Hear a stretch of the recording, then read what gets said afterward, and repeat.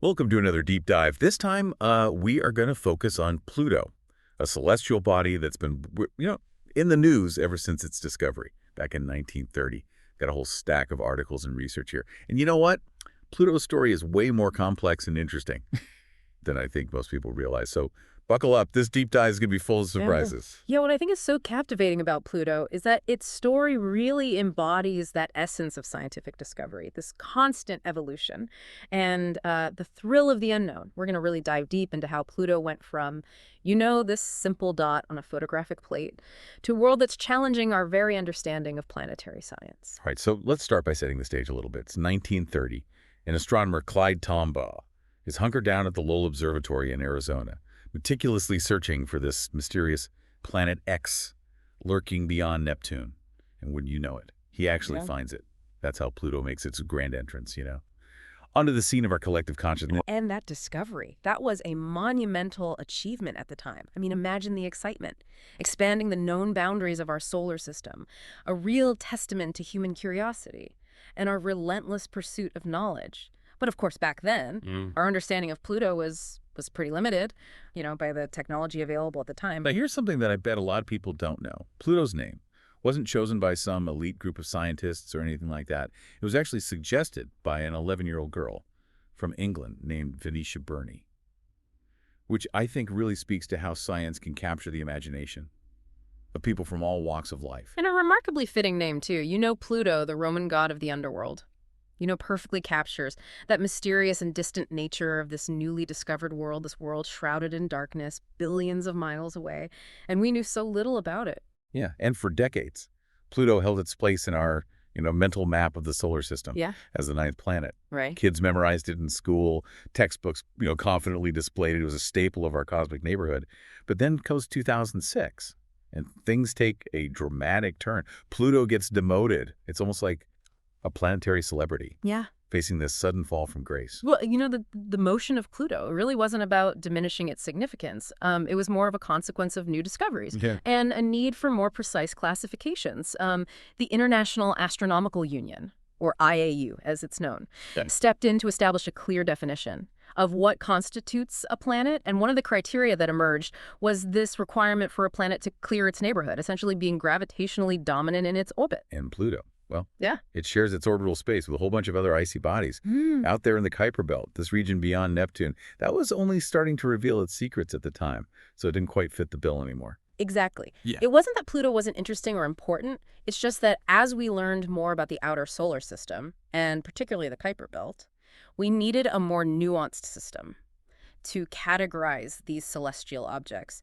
And Pluto simply aligned more closely with the characteristics of a dwarf planet. I remember when all of this happened. Yeah. And the public outcry was pretty intense. It felt like people were genuinely upset about Pluto losing its planetary status. Some even saw it as a personal affront. Absolutely. Pluto had been ingrained in our, collective consciousness as a planet for so long that the reclassification was a big deal, both scientifically and emotionally. But it also spurred, these fascinating debates and discussions about the nature of science and how our understanding of the universe is constantly evolving. It made people think critically about, what we really know about the cosmos and how we categorize celestial objects. And this whole debate actually led to the discovery of other dwarf planets too, right? Like Eris and Sirius. And suddenly our solar system seemed a lot more diverse and complex than we initially thought. You're exactly right. It was like opening this new chapter in our understanding of planetary systems. But here's the thing. Pluto's story doesn't end with its emotion. In fact, this is where things get really intriguing, because right around the time of all this planetary drama, something incredible was happening. You're talking about the New Horizons mission, aren't you? The one that launched in 2006 and reached Pluto in 2015, sending back those mind-blowing images that had everyone talking. Precisely. It was a mission almost a decade in the making, a testament to human ingenuity and our desire to explore the unknown. And the data New Horizons sent back transformed our understanding of Pluto, revealing a world far more complex and dynamic than we ever imagined. Yeah, it's amazing to think that a mission like New Horizons, traveling over 3 billion miles, could completely change our perspective on a world that we thought we knew. It's like Pluto was holding its breath, just waiting for us to catch up technologically before revealing its secrets. Yeah, that's a great way to put it. For so long, Pluto was just this distant, blurry object, almost an abstraction, really. But New Horizons gave us a front row seat to a world that's incredibly diverse and geologically active. It shattered all of our preconceived notions of what a dwarf planet could be like, especially one that's so far from the sun. And speaking of preconceived notions, I think it's worth acknowledging that even today, Yeah. years after that IAU decision, some people still hold on to the belief that Pluto should be reinstated as a planet. Yeah. And I got to admit, I kind of get it. There's a certain nostalgic attachment to that idea. Yeah, I understand that sentiment completely. For many of us, Pluto was a planet we grew up with. It had this special place in our understanding of the solar system. Right. But the reclassification, while maybe emotionally jarring for some, was ultimately driven by a need for scientific accuracy and consistency. Yeah, the discovery of the Kuiper Belt really changed the game, didn't it? It's Oh, like yeah. suddenly realizing that your quiet little cul-de-sac is actually part of a bustling city. Oh, that's a perfect analogy. The Kuiper Belt revealed that Pluto isn't this isolated oddity. It's part of this vast population of icy bodies, each with its own story to tell. And the IAU's decision to define a planet based on its ability to clear its orbit, well, it brought some much-needed clarity to our understanding of the solar system's structure and the diverse objects within it. So it really wasn't a matter of Pluto being demoted Mm-hmm. in like a negative sense or anything. It was more about recognizing that it belongs to a different category, one that we're Yeah. still learning about. Exactly. And I would argue that the discovery of the Kuiper Belt Hmm? and the reclassification of Pluto have actually made it even more fascinating. It's no longer just a dot on the edge of our solar system. It's a gateway to this whole new realm of exploration and discovery. All right, well, speaking of exploration, let's dive into some of the incredible things that New Horizons revealed about Pluto. I remember seeing those first high-resolution images. The heart-shaped nitrogen glacier, the mountains, the hints of cryovolcanoes. It was like looking at an alien world. Oh, it was a revelation. Those images captured the imagination of the world and showed us that Pluto is this geologically complex world, far more dynamic than we ever imagined. Yeah, I was particularly intrigued by the possibility of cryovolcanoes. Could you explain what those are and what their presence suggests about Pluto? Sure. So cryovolcanoes are essentially volcanoes, but instead of erupting with molten rock, they erupt with icy materials like water ammonia or methane. And finding evidence of them on Pluto, well, that was a huge surprise. It suggests that Pluto has a source of internal heat, which is remarkable considering its distance from the sun. So even though it's billions of miles away from the sun's warmth, Pluto is still geologically active. That's mind-blowing. What could be generating that internal heat? That's one of the big questions scientists are trying to answer. One possibility is radioactive decay within Pluto's core. Another is tidal heating caused by the gravitational interactions between Pluto and its largest moon, Charon. Charon. It's not just a moon, is it? It's more like Pluto's dance partner. That's a great way to describe it. The Pluto-Charon system is unique in our solar system. They're so close in size that they actually orbit a common center of gravity, which is located outside of Pluto itself. So it's more accurate to describe them as a binary system rather than a planet and its moon. So they're like a cosmic pair waltzing through space. That raises the question, how does this unique relationship affect both Pluto and Charon?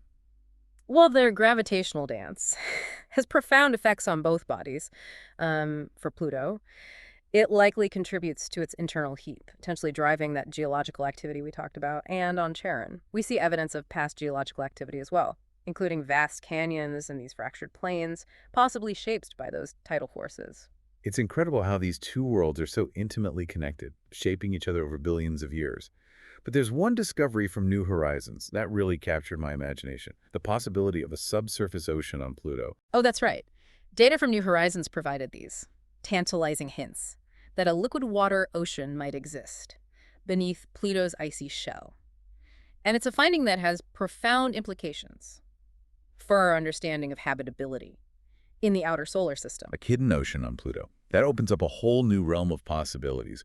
But how can an ocean exist so far from the sun? What keeps it from freezing solid? Well, that's where things get really interesting. The key is likely a combination of internal heat, which we already talked about, and the presence of antifreeze compounds like ammonia in the water.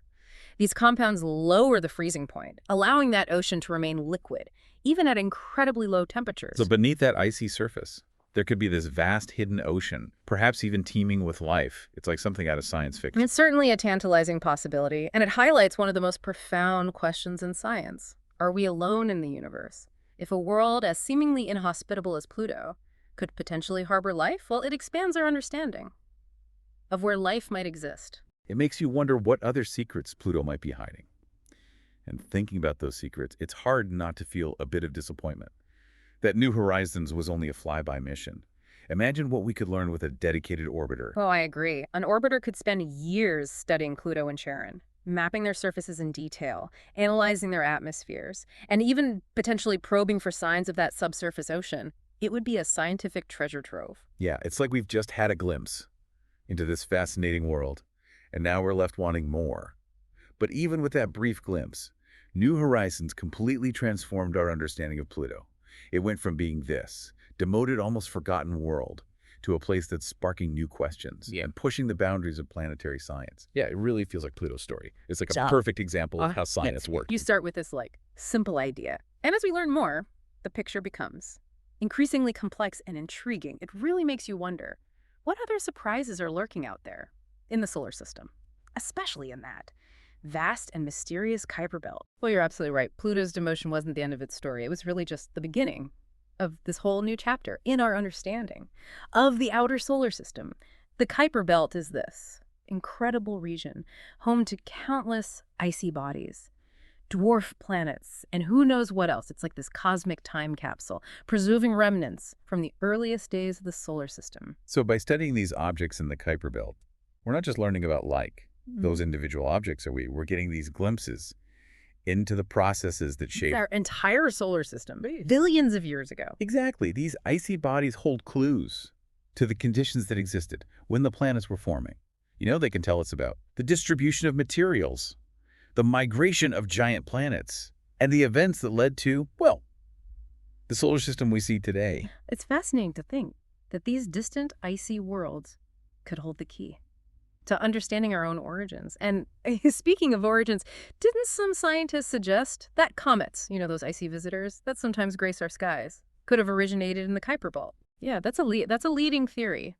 It's thought that gravitational interactions, perhaps with the giant planets like Neptune, can nudge some of these Kuiper Belt objects out of their stable orbits and send them hurtling towards the inner solar system. Some of them eventually become those spectacular comets that we observe from Earth. So those comets could be carrying ancient material, literally frozen in time, from the birth of the solar system. It's like receiving a cosmic postcard from billions of years ago. That's a beautiful way to put it. And that's why missions like New Horizons are so crucial. They give us the opportunity to study these objects up close and unlock their secrets. Now, New Horizons was a flyby mission, but imagine the possibilities if we could send a dedicated orbiter to Pluto or another Kuiper Belt object. Oh, I can only imagine the data we could gather.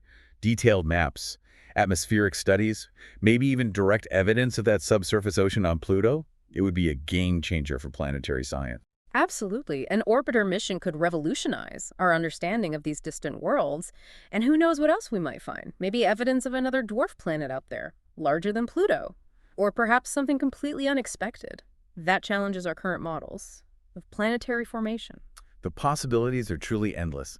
It seems like every time we think we have a grasp on the solar system, something new comes along and throws us for a loop. And I have a feeling the Kuiper Belt has plenty more surprises in store for us. I couldn't agree more. The Kuiper Belt is this vast and largely unexplored frontier. It's a reminder that our solar system is this dynamic and ever-evolving place, full of mysteries waiting to be unraveled, and Pluto, despite its demotion, remains a symbol of that spirit of discovery. It's a testament to the fact that even when our understanding changes, even when we have to revise our classifications, the quest for knowledge continues. Well, I think that's a great place to wrap things up. Pluto's story is ultimately a story of human curiosity, ingenuity, and that persistent desire to explore the unknown. It's a reminder that science isn't about having all the answers, but about asking the right questions and being open to new discoveries, no matter how unexpected they may be. So on that note, we'll wrap up our deep dives into the fascinating world of Pluto. We hope you enjoyed exploring with us. And until next time, keep looking up and never stop questioning, exploring, and discovering. There's a whole universe out there waiting to be understood.